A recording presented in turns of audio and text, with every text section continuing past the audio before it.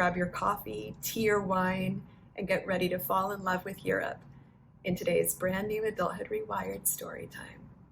Are you ready?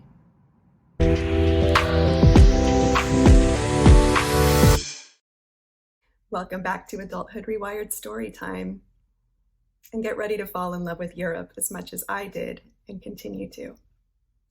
I won't preface this with much more because the story pretty much tells itself, so here we go. Love in Europe. Several years back, one of my friends wanted to start a website about love and all of its incarnations.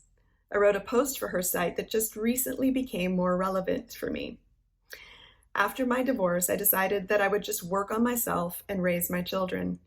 I didn't consider the thought of meeting anyone, much less forming a new relationship. But life does what it wants with us, doesn't it? This post I wrote for her site was entitled Love in Europe and was my romantic homage to a continent I love dearly. Little did I know that years later I would meet and fall in love with a man from across the pond that would make me feel all those things I had written about without having to board a plane. May we all find love like that, and until then, without further ado, here's Love in Europe. I was 16 years old the first time I went to Europe. Communism had fallen, and my father was able to return to his homeland of Hungary for the first time since escaping in 1956. I was a typical teen, not really looking forward to traveling with my parental units, but with a head full of fairy tales and Jane Austen-esque fantasies, I ended up falling hard for that continent. Something in the air, the architecture, the food, the music, the history, all of it, in every country that I visited, screamed love and romance. I was nothing but a baby at the time, but I remember thinking how I would one day want to fall in love in Europe. I toured Munich, Vienna, and Budapest with my parents, but took in every spot that I would one day want to visit with my Mr. Darcy. Being within eyeshot of castles, villas, and manors made it all seem all too easy to imagine myself arm in arm with a modern-day knight in shining armor. A few years later, I ended up winning a coveted spot with the University of Portland's Salzburg program and left the States to study in Austria for a year as a sophomore. I went with my then boyfriend and a few dozen other students, and once again, I fell in love with the continent. Walking the streets that were once home to Mozart, taking in every inch of that city so steeped in beauty and history, was nothing short of amazing. I remember traveling to Paris that year and seeing the Eiffel Tower lit up at night for the first time, then going to Venice and riding a gondola through the canals. All so seemingly cliche, yet so truly full of romance and beauty. I remember seeing how the people of those glorious cities truly knew how to live and how to love. That passion was evident in everything they did. The way they spoke, ate, dressed, walked. Pure passion for life. It was beautiful, and I took it all in with a mixture of awe and envy.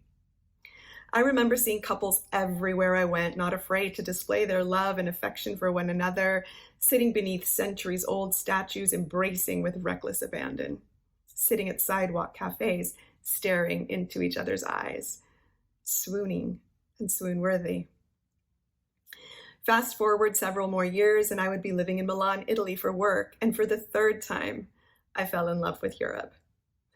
I started to put together all the emotions I felt when I was there and realized that while I was surrounded by incredible culture, history, cuisine, wine, architecture, adventure, there was something else.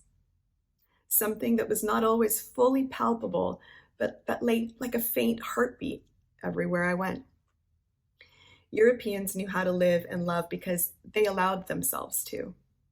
While each country I visited and lived in had its own way of living, I noticed that for the most part, they all knew how to take a break from the rat race of work hard, make money, and added in the ever important love hard, be happy.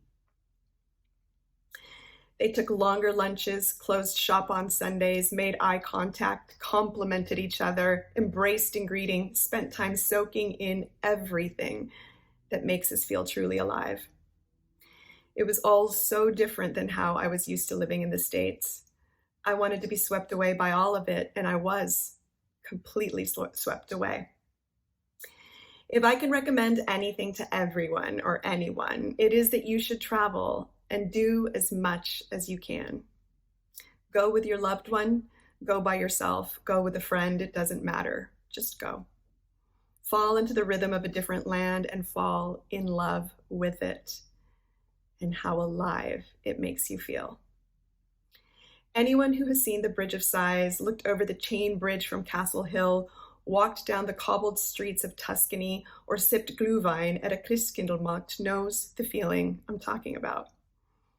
The feeling that you're so completely overwhelmed by love and life and beauty that you could quite literally grab a random stranger, give them a massive hug and kiss, and neither of you would feel the least bit odd about it as you went on your separate and merry ways.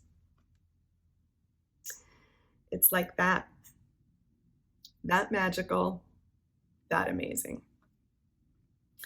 It's been too long since the last time I lost myself in Europe, but I miss it every day. Perhaps I left a piece of my heart there, but I will go back someday to recover it.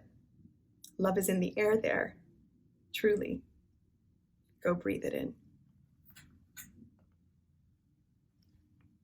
Go breathe it in. Hit like and subscribe for more stories and other good stuff from Adulthood Rewired, and I will see you next time.